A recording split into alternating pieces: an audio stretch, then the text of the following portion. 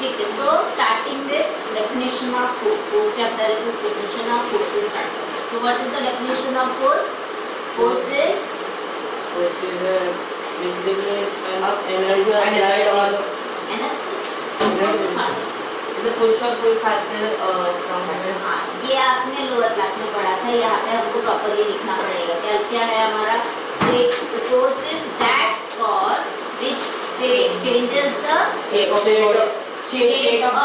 state of motion or rest of a body. It also changes the shape and size of the body. ठीक है, so force क्या नहीं change करता? It does not changes the mass of the body on which it is applied. Second force is scalar quantity or vector quantity. Force जब बताते हो तो उसमें फोर्स के मैग्नीट्यूड खाली बताते हो कि डायरेक्शन भी बताते हो? Magnitude and direction both. So whenever you are representing any physical quantities with magnitude and direction both, they are called vector quantities. तो अगर कभी पूछा कि force is a scalar or vector quantity, तो you say force is a vector quantity. तो scalar quantity क्या होता है? वो quantities which you can just express using magnitude only. For example, speed of a car, the speed of a body is, या फिर a body is moving with a speed of 2 meter per second. तो हमने सिर्फ 2 metre पर second बोला, तो वो सिर्फ मैग्नीट्यूड बताया, सो that is what it is a scalar quantity.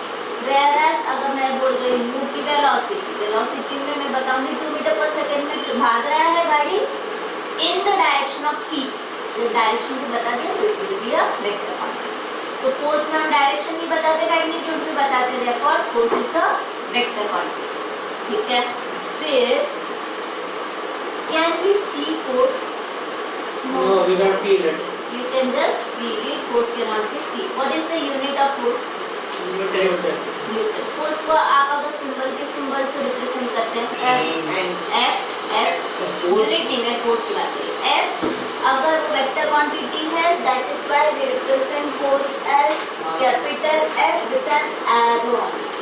Vector quantity को हम हमेशा एरो के साथ रिप्रेजेंट करते हैं। वेक्टर क्वांटिटी हम तो बोलेंगे वही क्वांटिटीज जिसमें मैग्नीट्यूड के साथ हम उसका डायरेक्शन भी बताएंगे कि मैंने फोर्स अप्लाई किया 2 न्यूटन का इन इनवर्ड डायरेक्शन या आउटवर्ड डायरेक्शन या फिर टुवर्ड्स ईस्ट टुवर्ड्स वेस्ट, ये सारे जो डायरेक्शन बता रहे हैं, तो फिर इन that case it is a vector quantity. ठीक है, लाइक यूनिट ऑफ फोर्स बता दिया, एसआई यूनिट तो बता दिया, सीजीएस यूनिट क्या है?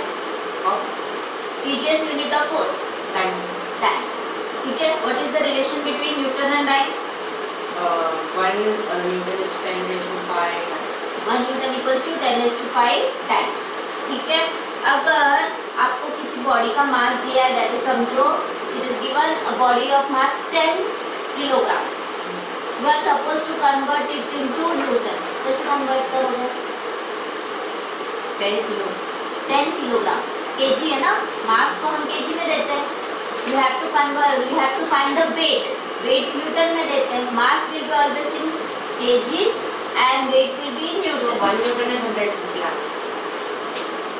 Whenever you need to convert from kg to newton, you will multiply by the value of g. G का जो वैल्यू होता है ना हमारा acceleration due to gravity का, what is the value of g? 9.8 metre पर second square. Sometimes they might also give for easy calculation 10 दे सकते हैं, तो आपको अगर 9.8 दिया तो आप 9.8 ले लोगे, अगर 10 दिया है तो 10 ले लोगे। अगर आप g की वैल्यू नहीं दिए हैं और without mentioning the value of g अगर आपको फाइंड करना है कि वेट कितना है या फोर्स कितना है, so if the body is of 10 kg the weight will be 10 kgf हो जाएगा। ठीक है, this will be your force, this is the unit of force, other unit of force Newton को छोड़ के दूसरे 100 न्यूटन। हाँ, अगर 10 आपने जी का वैल्यू 10 लिया तो 100 न्यूटन।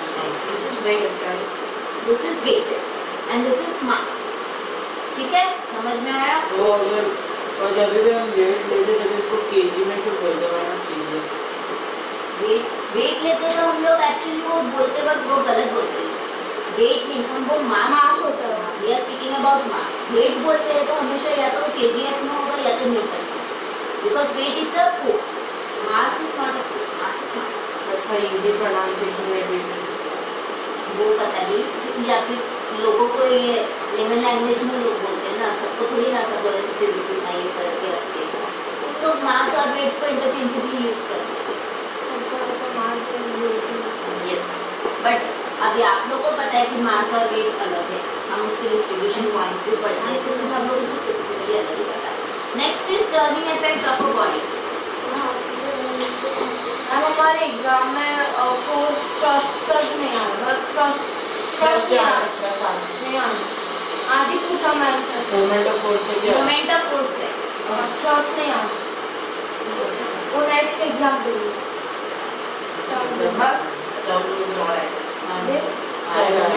मैम ने बोला okay okay, we have to, मैं मोमेंट ऑफ फोर्स का करा दूंगी and numerical based on moment of force, ठीक है।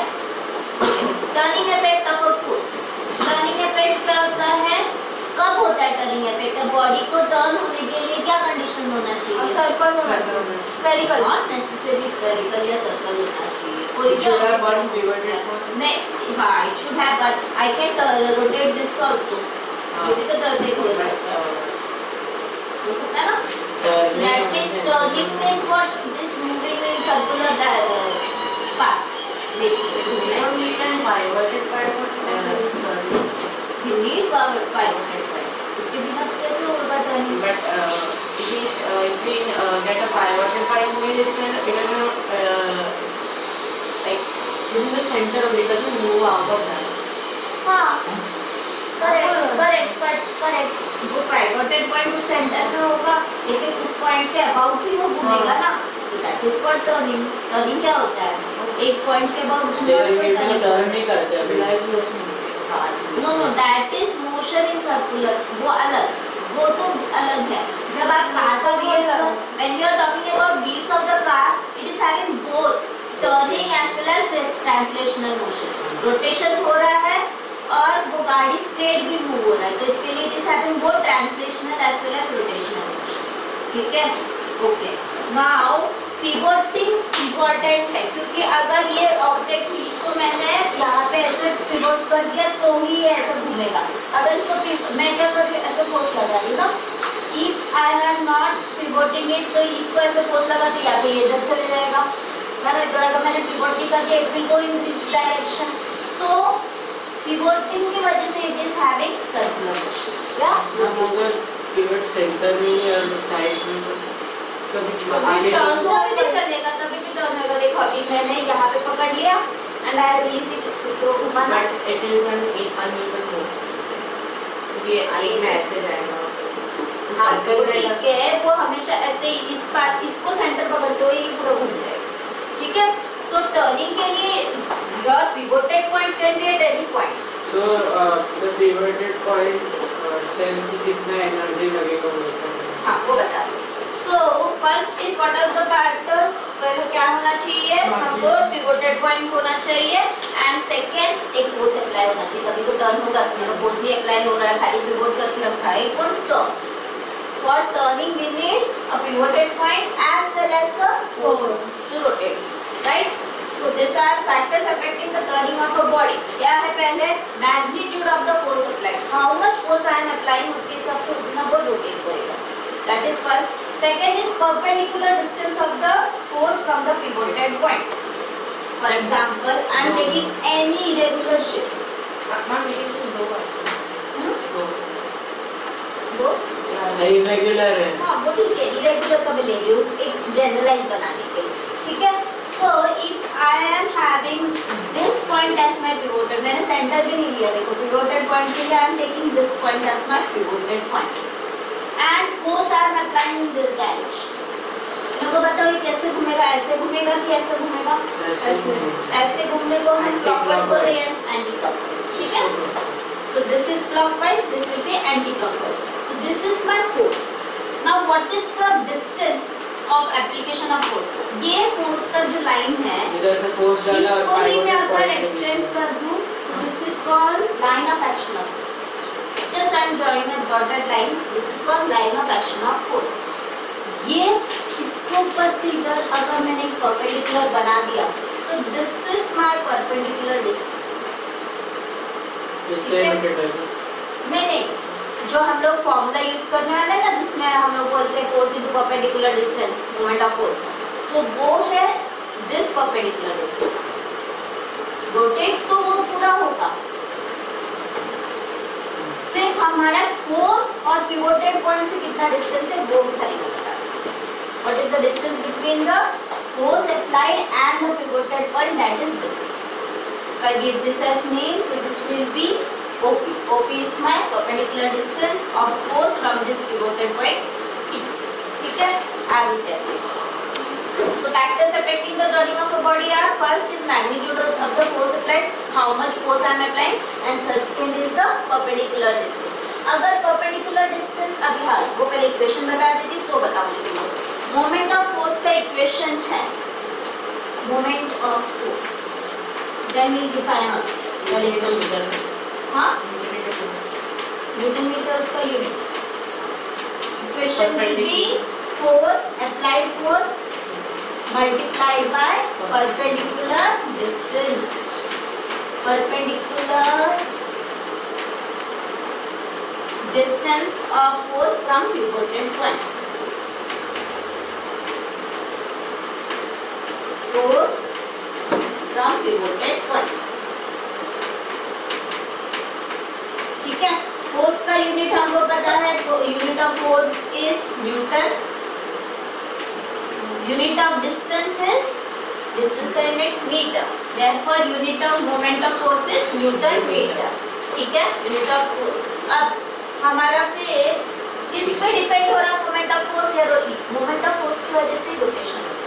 सो किसके ऊपर डिपेंड हो रहा है, एक तो फोर्स है, परपेंडिकुलर डिस्टेंस है, दोनों में डायरेक्ट प्रोपोर्शनल है, right. So if I need to increase the moment of force, so either I need to increase the force और I need to increase the distance. Force is what I am going to apply, right. तो extended distance. So हम हमेशा try करेंगे कि हमको कम effort लगाना पड़े, कम force लगाना पड़े। तो फोर्स को अगर कम लगाना है तो हमको किसको बढ़ाना पड़ेगा, perpendicular distance. That's why we have this handle always at a maximum distance from the hinges. Hinges क्या है यहाँ पे आपका pivoted point. Hinges से maximum distance में we will be having your handle. अब यहाँ तक तो समझ में आया। Now in this part you will be asked question like give reason questions by, एक तो क्वेश्चन यही आ जाएगा, by the door handle at the maximum distance from the hinges. तो आपका रीजन यही होगा that since the door is having handle which is at the maximum distance from the hinges, so we can open it with applying very less force. Force कम लगेगा और हम open कर सकते। Next ही second question आ जाएगा turning of a hand floor grinder by the handle of a hand floor grinder, पता है ना पहले चक्की हाथ से पत्थर वाले स्टोन ग्राइंडर, तो उसमें भी हम लोग हमेशा we have the handle always at the rim of that stone, so that the distance between the pivoted point and the application of force is increased, so that we need to apply very less force to rotate that stone. Next is quarters wheel. Quarters wheel का भी same है, यहाँ पे stone वाला wheel था, यहाँ पे quarters wheel, same process. Next is carpenter. Carpenter uses a driller machine which is provided with a handle, so that by applying a less force at the end of the handle, the drill can be turned easily. ठीक है, तो पहले वाला ना ऐसे वाला drilling machine था, जो आप लोग का इलेक्ट्रिक वाला नहीं, पहले ऐसे वाला फिजिकल वाला ड्रिलिंग मशीन, उस वाले का बात करेंगे. इलेक्ट्रिक वाला तो क्या डायरेक्ट इलेक्ट्रिक वाले अप्लाई करेंगे ना. Earlier they used to this. Steering wheel ये तो आप लोग खुद को पता है, आपको खुद में लगता है. स्टीयरिंग व्हील में भी हम लोग हमेशा दोनों ड्रिम में लगाते हैं, हम कभी यहाँ पे इसमें नहीं लगाते. हम होल्ड हमेशा एक्सट्रीम में करते हैं ना, तो सर्कुलर पार्ट में करते हैं, हम लोग बीच में तो नहीं करते हैं ना, बीच में करके स्ट्रेट घुमाते हैं ना, तो वो इजी हो जाता है. कोई कोई लोग ऐसे हाथ रख के करते हैं, but it is difficult as compare to this. When you are learning, तो आपके जो ट्रेनर रहेंगे वो भी आपको स्टीयरिंग ऐसे ही पकड़ने को दिखाएंगे, ऐसे पकड़ने को देख सकते हैं. ठीक है. Next is yes, earlier they used to light fire by using तो ये जैसे ऐसे लकड़ी को, तो उसमें भी मूवमेंट का फोर्स है. लकड़ी घुमाने का, बट वहाँ पे उसको moment of force is okay, घुमाने के लिए यूज कर रहे हैं, लेकिन आपका जो पर्पस आप बोल रहे हो ना फायरिंग के लिए, फायर को इग्नाइट करने के लिए, तो वहाँ पे तो फ्रिक्शन है नहीं, फ्रिक्शन बिटवीन नहीं उसका नहीं, बस जस्ट रोटेट करने के, जहाँ पे भी रोटेशनल मोशन है उसमें भी आपको, मोमेंट ऑफ फोर्स। हाँ, इन दैट केस आप अभी मुझे पूछोगे in that case where is the pivoted point,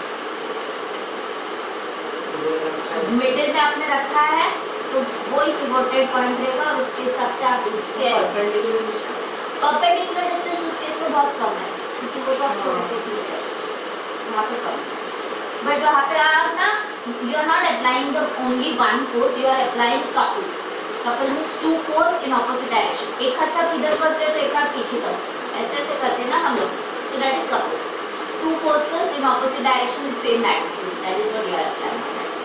basically हर रोटेशनल मोशन का यूनिट कपल, जब यहाँ पे भी कर रहे हैं तभी भी एक कपल है, एक और फोर्स जनरेट हो रहा है, that is at the pivoted point, जो आपको वो पिवोटेड पॉइंट दे रहा है, एक और force, that is for rotational motion we always have a couple, दो फोर्स होते ही है, एक हम अप्लाई करते हैं या फिर हम लोग ही दोनों अप्लाई करते हैं, या तो एक पिवोटेड पॉइंट अप्लाई करते हैं। Then we have in a bicycle to turn the wheel, ये क्वेश्चन अभी तो 10th वालों को भी आया था, बताया रहेगा, कहीं से बात नहीं होता रहेगा ना।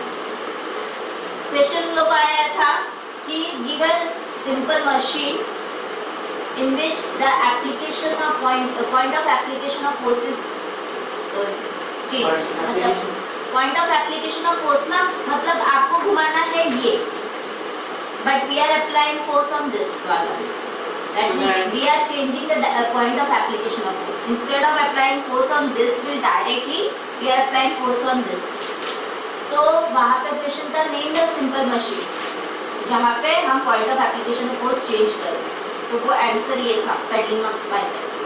क्यों? क्योंकि this axis, this you can see this is having small radius and this is having big radius, so perpendicular distance यहाँ पे बढ़ जाएगा, perpendicular distance बढ़ गया मतलब यहाँ पे मुझे कम फोर्स लगने वाला है, and this is attached directly to this axis, तो अगर मैंने इसको घुमा दिया तो बस ये भी घूम जाएगा, तो instead of applying less force more force on this point I apply less force to rotate this force, ठीक है। तो जब भी change of application, point of application of force कहाँ पे है, तो वो ये वाला एग्जाम्पल, और इसका रीजन भी वही आ जाएगा, to increase the distance, perpendicular distance, and so that we can apply less force to pedal that side. Spanner, spanner का तो न्यूमेरिकल बेस भी क्वेश्चन आ जाता है कि स्पैनर का हैंडल कितना बड़ा होना चाहिए to produce this much of newton metre moment of force, तो वो हैंडल जितना बड़ा हो जाएगा perpendicular distance that much big. So आपने देखा रहेगा if you have seen mechanical वाले लोग के पास अलग अलग नंबर का स्पैनर होता है, हर एक स्पैनर का लेंथ भी डिफरेंट है, तो जितना बड़ा आपको अगर ओपन करना है, नट ओपन करना बहुत बड़ा है तो हम बड़ा स्पैनर यूज करते हैं विद बड़ा handle, so that with less force I can open that nut easily, clear? So सारे एग्जाम्पल में we conclude that the turning of a body about the pivot depends only on the magnitude of the force, but it does not depends only on the magnitude of force, but it also depends on the perpendicular distance of the force from the point of rotation। तो यहाँ पे ये point of rotation से perpendicular distance पूरा लिखना, खाली perpendicular distance नहीं लिखना, क्योंकि perpendicular distance मतलब कहाँ से, it is from the point of rotation।